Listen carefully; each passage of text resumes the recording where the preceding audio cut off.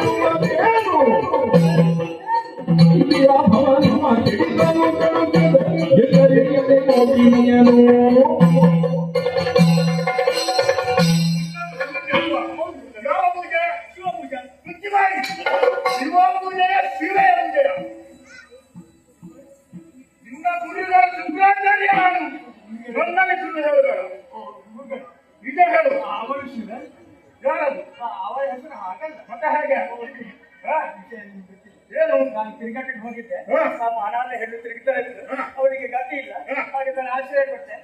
ಒಟ್ಟಿಗೆ ಅಂತ ಇದೆಲ್ಲ ದೇವತೆಗಳ ಕುತಂತ್ರ. ಇನ್ನ ಮನೆ ಬೆಳಗಿಸ್ಲಿಕ್ಕೆ ಬಂದವನಲ್ಲ. ಈಗ ಅವಳು ಬಂದ ಮೇಲೆ ಒಂದು ದೀಪ ಅಲ್ಲ, ದೇವರಿಗೆ 5 10 ದೀಪ. ನಿನ್ನ ಮನೆ ಇಸಕ್ಕೆ ಉರಿಯುವ ದೀಪ ಅದು. ಹೌದು, ಇದೆಲ್ಲ ಶ್ರೀಹರಿಯ ಕಪಟ, ಅವನ ಮಾಯೆಯಿಂದ ಆದದ್ದು. ಈಗ ಬಂಡಾಸುರ ಈ ದೇವತೆಗಳು ಬೃಹಸ್ಪತಿಗಳು ಸೇರಿ ಮಣಿಪು ದೀಪಕ್ಕೆ ಹೋಗಿ ಅಲ್ಲಿ ಅಂಬಾದ್ವಾರ ಯಾಗವನ್ನು ನೋಡ್ತಾ ಇದ್ದಾರೆ. ವೇಳೆ ಯಾಗ ಪೂರ್ಣಾಂತಿ ಆಯ್ತು ಅಂತಾದ್ರೆ ಅದರಿಂದ ಅಂಬಿಕೆ ಬರ್ತಾಳೆ. ವಿಶೇಷವಾದಂತ ಆಯುಧ ರಥ ಎಲ್ಲ ಬರ್ತಾರೆ. ಇನ್ನೂ ಹೋಗ್ತೀನಿ ಮಗನೇ.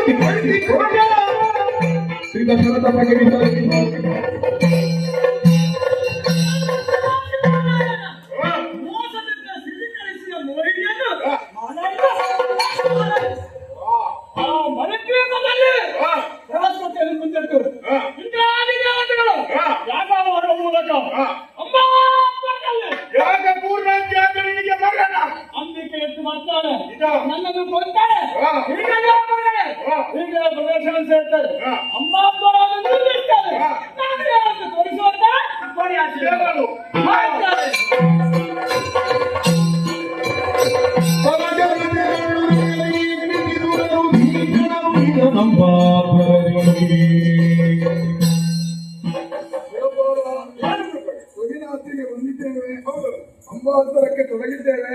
ಅದೆಷ್ಟೋ ಕಾಲ ಕಳೆಯಿತು. ನಿಷ್ಠೆಯಿಂದ ನಾವು ಯಾಗವನ್ನು ಮುಂದುವರಿಸಿಕೊಂಡು ಬಂದರು. ಇನ್ನೂ ಲಲಿತಾಂಬಿಕೆ ಪ್ರತ್ಯಕ್ಷರಾಗಲಿಲ್ಲವಲ್ಲ. ಬಹುಶಃ ನಮ್ಮ ಕ್ರಿಯೆಯಲ್ಲಿ ಏನಾದರೂ ಲೋಪವಾಯಿತೋ ಏನೋ. ತಿಳಿದು ನಾನೇ ನಾವೇನು ತಪ್ಪು ಮಾಡಿದ್ವಿ. ಹಾಗಾದ್ರೆ ತಿಳಿಯದೆ ನಮ್ಮ ಕಡೆಯಿಂದ ತಪ್ಪು ಆಗಿದ್ದಿದ್ರೆ ಇದಕ್ಕೆ ಸಕಾಲದಲ್ಲಿ ಸೂಕ್ತ ಮಾರ್ಗದರ್ಶನ ಮಾಡುವುದು ಯಾರು ಅಂತ ಹೇಳಿದ್ರೆ ನಮ್ಮ ಆರಾಧ್ಯ ದೇವರಾದಂತಹ ಶ್ರೀಹರಿ ಅಲ್ಲದೆ ಬೇರೆ ಯಾರು ಅಲ್ಲ. ಈಗ ಅವನನ್ನೇ ಸ್ತುತಿಸಬೇಕಾಗಿದೆ. ಅವರನ್ನು ಸ್ತುತಿ ಮಾಡೋಣ.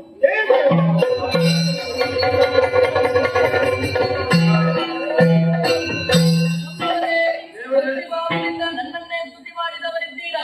ಏನು ಕಷ್ಟ ಬಂತು ಬೇಡಬಾರದೆ ನಿಗ್ರಹಕ್ಕೆ ಬೇಕಾಗಿ ಲಲಿತಾಂಬಿಕೆಯನ್ನು ಉಳಿಸಿಕೊಳ್ಬೇಕೆಂಬ ಉದ್ದೇಶದಿಂದ ಅಂಬಾಸುರಕ್ಕೆ ತೊಡಗಿ ನಿಷ್ಠೆಯಿಂದ ಮಾಡುತ್ತಾ ಬಂದೆವು. ಇಷ್ಟರವರೆಗೂ ಆಕೆ ಪ್ರತ್ಯಕ್ಷರಾಗಲಿಲ್ಲ. ಏನು ಕಾರ್ಯಲೋಪವಾಯಿತೋ ಗೊತ್ತಿಲ್ಲ. ಸ್ವಲ್ಪ ಮಾರ್ಗದರ್ಶನ ಮಾಡಿದ್ರೆ ನಮ್ಮವರೇ, ನಾವು ಮಾಡಿದಂತಹ ಕಾರ್ಯದಲ್ಲಿ ಖಂಡಿತವಾಗಿಯೂ ಲೋಪ ಇದ್ದೇ ಇದೆ ಎನ್ನುವ ಹಾಗೆ ಭಾವಿಸಿಕೊಳ್ಳುತ್ತೇನೆ. ಕಾಯದ ಮೇಲೆ ಆಸೆಯನ್ನಿರಿಸಿಕೊಂಡು ನಮ್ಮ ಭಕ್ತಿಯನ್ನು ತೋರಿಸಿದ ಕಾರಣ ಅಮ್ಮ ಒಲಿಯಲಿಲ್ಲ ಕಾಣುತ್ತದೆ. ಹಾಗಾಗಿ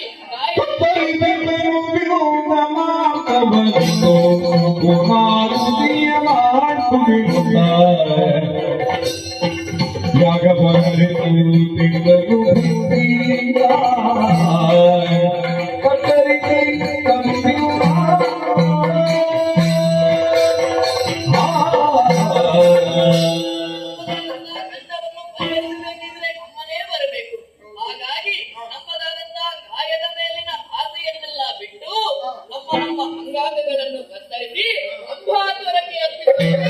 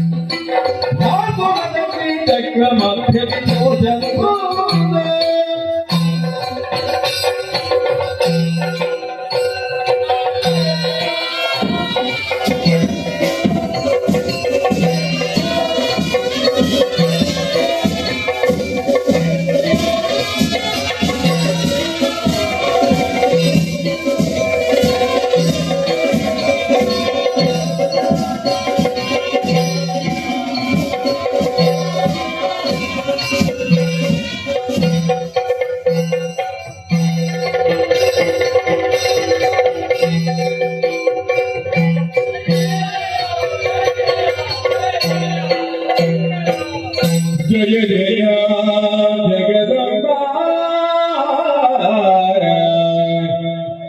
जय जय जगदम्बा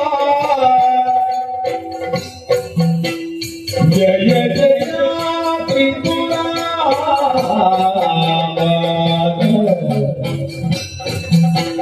जय जय जय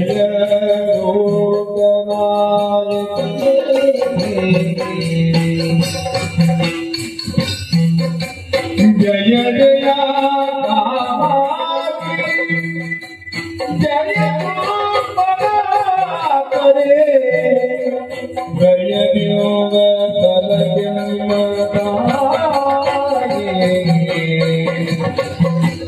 जय जया जगदम्बा जय जया त्रिपुरा जय जया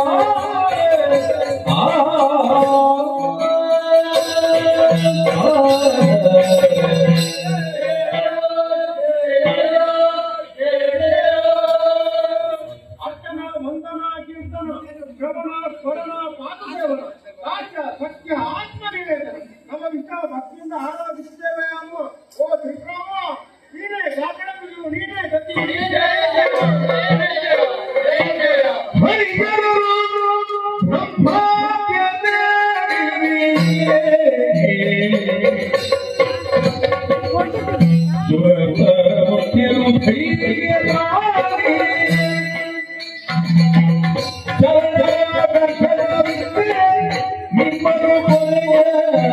Oh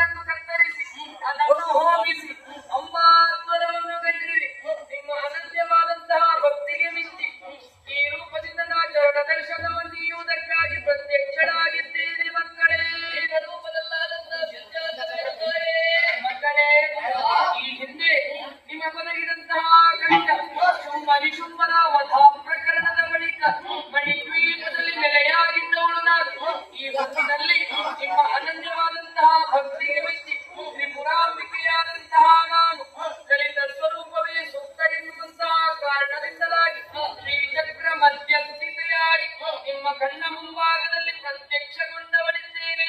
ಖಿನ್ನಮಾನಸರಾಗದೆ ನಿಮಗದಗಿದಂತಹ ಕಷ್ಟವನ್ನು ಎಂದಲ್ಲಿ ಹೇಳಿಕೊಳ್ಳಿ, ಪರಿಹರಿಸಿಕೊಳ್ಳುತ್ತೇನೆ.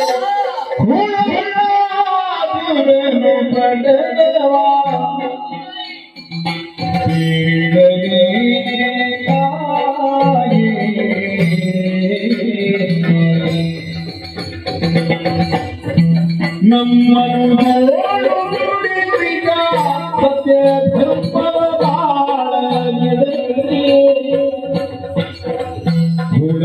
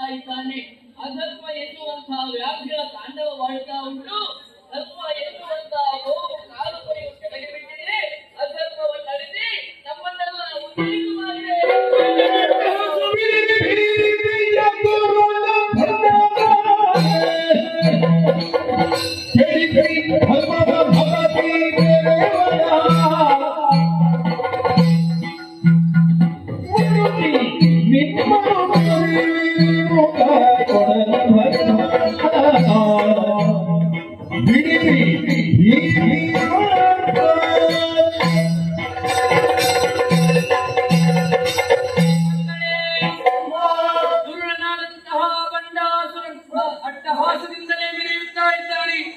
ಅಧರ್ಮ ಎನ್ನುವುದು ತಾಂಡವ ಮಾಡುತ್ತಾ ಇದೆ.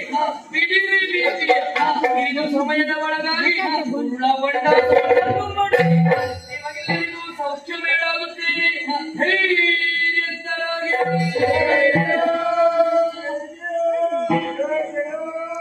ಅಮ್ಮನೆಯವರೇ, ಏನೋ ಯೋಚಿಸಿದ ಹಾಗೆ ಕಾಣ್ತಾ ಉಂಟು. ಶ್ರೀಮಗಾದೇವಿಯ ವಾಸಗಿರುತ್ತಲೇ ಪಾವನ ಪಾಪನು ಮೇಮಗನಿಯನು ವಿಶ್ವಕರ್ಮನು ದಿವ್ಯ ಶ್ರೀಯನು ನಿರ್ಮಿಸಿದ ದಿವ್ಯ ಬೀಜಯನು ನಿರ್ಮಿಸಿದ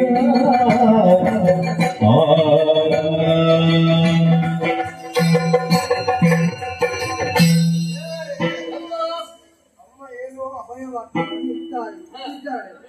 ತಿರುಗು ದಿವಸದೊಳಗೆ ಸ್ಥಳವನ್ನು ಒದಿಸಿಕೊಡ್ತೇನೆ ಎನ್ನುವ ಆದರೆ ಅಮ್ಮನ ಕಿರಿದು ಅದೆಷ್ಟು ಇಳಿದು ಎನ್ನುವುದು ಯಾರು ಬಲ್ಲರು. ಅಮ್ಮನ ಕಿರಿದು ಇನ್ನೆಷ್ಟು ದಿನಗಳವರೆಗೂ ಸಾಗಬಹುದು, ಆದರೆ ಅವಳ ಕಿರಿದು ಎನ್ನುವುದು ನಮಗೆ ಹಿರಿದಾಗಿ ಕಾಣಬಹುದು. ಹೌದು ದೇವರೇ, ಆ ಕಾಲದವರೆಗೆ ಅಮ್ಮನಿಗೆ ವಾಸಿಸುವುದಕ್ಕೊಂದು ನೆಲೆ ಇರೋದು ಬೇಕಂತೆ. ಹೌದು. ಈ ಬಗೆಯಲ್ಲಿ ಆಲೋಚಿಸುವಾಗ ವಿಶ್ವಕರ್ಮನಲ್ಲಿ ಆಜ್ಞೆಯನ್ನು ಇಟ್ಟಿದ್ದೇನೆ. ಆ ಮಾತ್ರಕ್ಕೆ ಅವ ಸುಂದರವಾದ ಭವ್ಯವಾದ ಮಂಟಪವನ್ನು ನಿರ್ಮಿಸಿದ್ದಾನೆ. ಅದರಲ್ಲಿ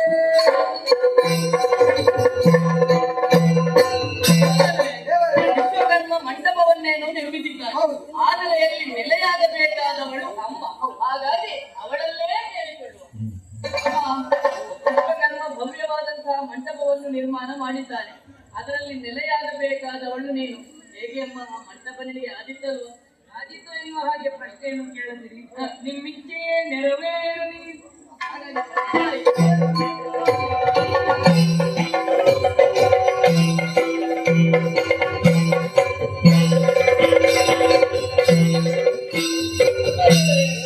ಅಮ್ಮ ಮಂಟಪದಲ್ಲಿ ನೆಲೆಯಾದವಳಿದ್ದಾಳೆ. ಅಮ್ಮ ನೆಲೆಯಾದ ತೇರ್ದಣ. ಇನ್ನು ಮುಂದಕ್ಕೆ ಅದು ಲಲಿತಾ ಮಂಟಪ. ಚಿರುತಿಸಿದ ಕಮಲ ಭವ ಚಿರುತಿಸಿದ ಕಮಲ ಭವನಂತರಂಗದಿ ಸೂರ್ಯನ ಶಿವರಾಜನಿಗೆ ಎಂದೋರ್ವಳೆ ದೇವಿ ಕಾಂತೆಗಳು ಕಾಂತಮಣಿಗಳು